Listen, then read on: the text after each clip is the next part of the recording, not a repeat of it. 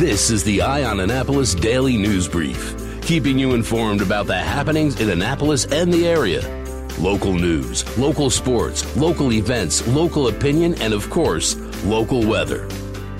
The Eye on Annapolis Daily News Brief starts now.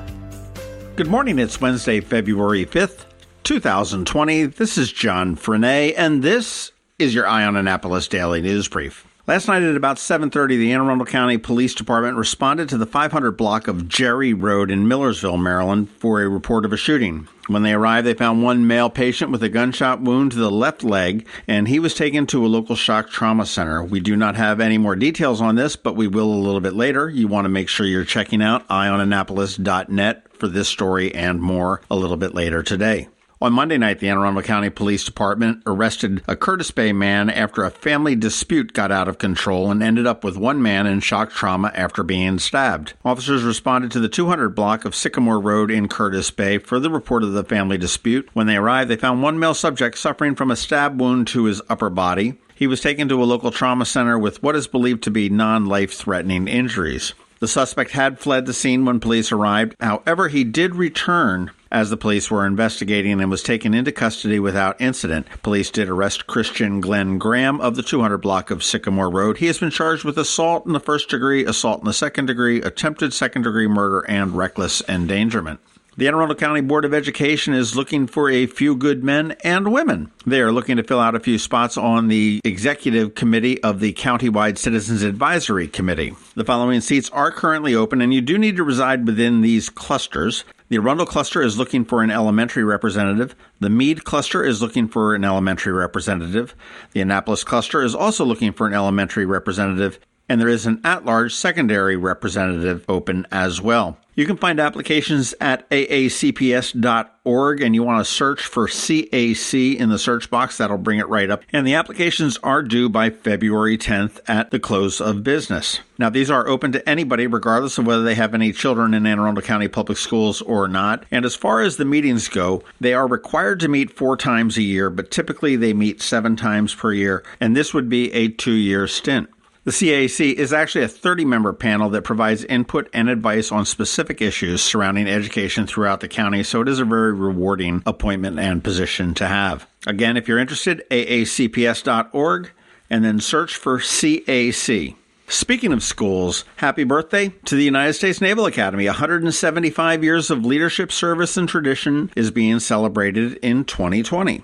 Governor Larry Hogan presented the Naval Academy with a citation to kick off the anniversary, as well as the additional events that will be happening throughout 2020. The Naval School, as it was called back then, was established by the Secretary of the Navy, George Bancroft, on a 10-acre Army post in Annapolis called Fort Severn. This was back in October of 1845. They opened with 50 students and 7 faculty members. In 1850, the school became the United States Naval Academy. They got a new curriculum into effect, and today, that 10 acres is now 338 acres. Those 50 students are now more than 4,400, and the 7 faculty has grown to 1,200 faculty, staff, and coaches. The best place to find out all the events surrounding this would be the United States Naval Academy's Facebook page or the U.S. Naval Academy Museum Facebook. They will be featuring all of them on there.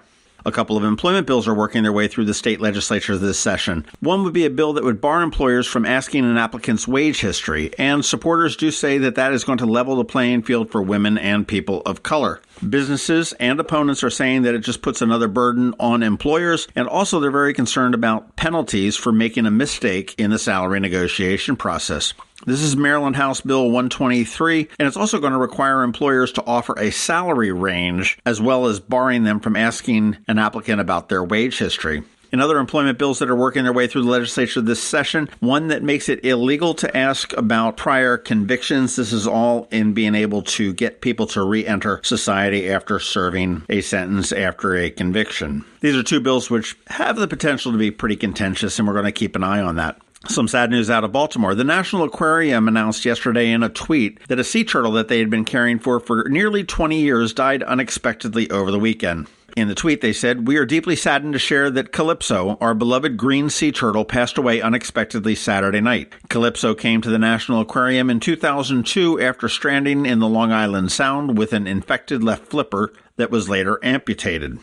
When she did arrive in Baltimore, she was just 6 pounds and grew to a hefty 500 pounds just before her death. The aquarium has said that she was in good health and displayed no signs of any kind of distress. All right, that does it for the top news today. Please make sure you're checking out Eye on Annapolis for these and more stories as we do update it throughout the day. If you are someplace you can give us a rating or a review, please do that as well. It helps us grow, and we would appreciate it. Other than that, you need to hang tight because we have George Young with your local DMV weather forecast, and he is coming up in just 1 minute after this message from Annapolis Bay Village.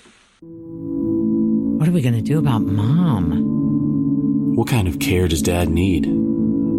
How much will it cost? Who will take care of them? These are the tough questions that come with aging parents. Bay Village Assisted Living and Memory Care can help. We have the experience and the resources to help you find those answers. To help you gain peace of mind, we can answer the when, the where, the how, and everything in between. Give us a call or stop by for confidential, free assistance. We're here for those conversations, and maybe it's time you were too. Bay Village Assisted Living and Memory Care, a new community designed with Annapolis in mind. Visit our Sales and Information Center at 947 Bay Ridge Road or online at bayvillageassistedliving.com. We know these are hard conversations, and we're here to help when you need us. Going out? You need the most up-to-date local weather. Here's George Young from DMV Weather in Annapolis with today's forecast. Hey everyone, this is George with DMV Weather, and this is your Eye on Annapolis forecast for Wednesday, February 5th. Despite a few rain showers yesterday and a ton of clouds, it was still a nice day on the whole, with temps way above average once again across the region. And while temps will be mild this morning, don't let it fool you. Showers will start to become the norm, and temps will drop throughout the day as a cold front moves through the region from the west, with afternoon temps dropping into the 40s with raw, wet conditions likely on the whole. Then rain will pick up a bit later tonight or tomorrow morning, with steadier and heavier rain lasting through Thursday into a fair amount of Friday as well, with overall rainfall totals in the 2 to 4 inch range for the Annapolis region before skies clear for the weekend with chilly highs in the 40s, though there is a chance for some rain or even snow showers late Saturday night into Sunday morning just to keep things interesting. Okay, that's it for today. This is George Young of DMV Weather. Make it a great day out there, and be sure to get our free app on all of your devices by searching the Apple or Google App Stores for DCMDVA Weather.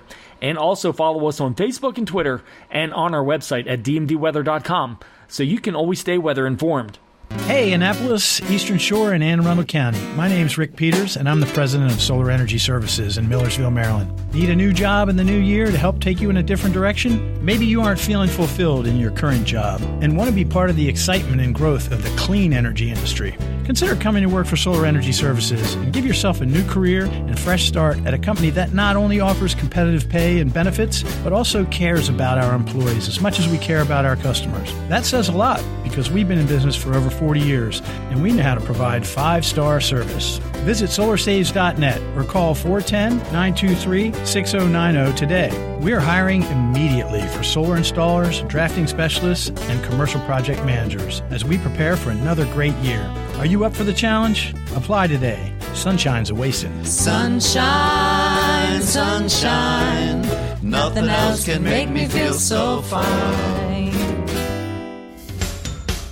You've been listening to the Eye on Annapolis Daily News Brief. Tell your friends and colleagues this is the podcast where you can keep up on the latest with what's going on in Annapolis. And also tell them about our website, eyeonannapolis.net, where you can find even more information.